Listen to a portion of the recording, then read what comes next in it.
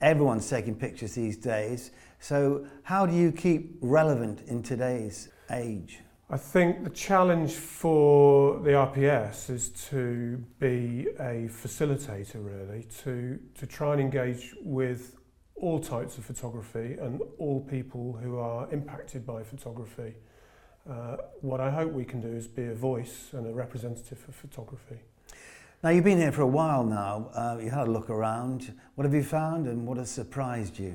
Biggest surprise is the love and commitment that everybody has for the RPS, whether that's an enthusiast taking pictures just for their own enjoyment, or a very, very successful photographer who may not even be a member of the RPS. They all care deeply about the organisation. Now, of course, you're joining at an exciting time because you're moving to Bristol fairly soon. What difference do you think that will make, the new headquarters? I think it will make a huge difference. It'll be very refreshing. It will bring a sense of renewal, I guess.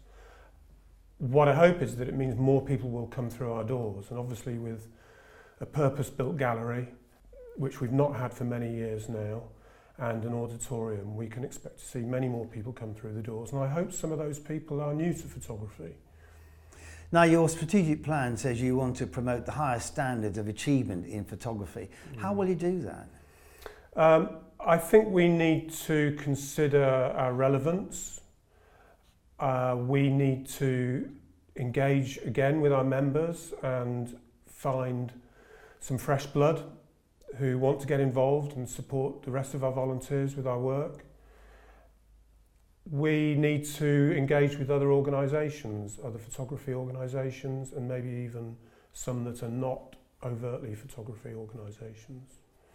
Well, every organisation has its critics, and there has been the odd claim that the RPS is elitist. What would you say to that? Well, I just don't think that's true in reality. We have 11,500 members and they come from all walks of life. Perhaps we do need to widen the scope of people that we engage. Perhaps we can do much more to engage younger people. And I'd like us to reach further overseas as well in time. You mentioned younger people. There is this image, isn't there, in some quarters that the RPS is for older men with expensive gear. So how can you attract younger people and indeed more women? I believe that we are seeing quite a steady increase in the number of women who are becoming involved. I also know that when we think about distinctions, we're doing much more to allow for people using different tools, including iPhones or other brands. So I hope through that we can start to be a little bit more open-minded and a little bit more thoughtful about what excellence really means. Now, it's said that charities like the RPS are quite difficult to run, actually, because you've got the staff, you've got the trustees, you've got the volunteers. How are you going to sort of pull the strings so they're all singing from the same hymn sheet? Yeah, charities are complex. They're arguably more complex than a commercial organisation of the same size. I just need to keep talking to people. I think in the past 3 months I've spent 80% of my time talking to people, listening to their views. I think that is actually my job, is to make sure that I engage with all the different types of member, all the other stakeholders inside and outside the organisation, and try and assimilate that and present that back to everybody in a way that makes sense. Technology changes almost by the hour. How can you be relevant in this day and age? Well, I think relevance is the word, really. Technology has always changed and will, but as long as we are relevant as an organisation, technology won't matter. Now, you've been talking about not encouraging single images, but bodies of work. What do you actually mean by that? Well, I think we need to remember, and I say this with care, that photography is a means to an end, really. Will remain relevant if people can use photography to express themselves in some way. It might be about their own thoughts, feelings, it might be a social issue. And we need to encourage people to bring stories with their photography. And that's why body of work is important.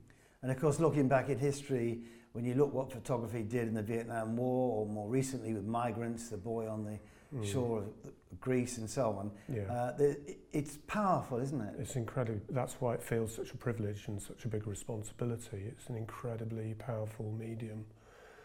And with so much change, it still remains very, very powerful. Nothing can replace a photograph, really. Now, every day in the newspapers you read about diversity, or you hear about it, you see it online and so on. What's your policy on this, and how diverse is the RPS? Well, diversity is really, really important to me. But I think, again, it's recognising the value of diversity is to keep us relevant. We need to welcome all voices.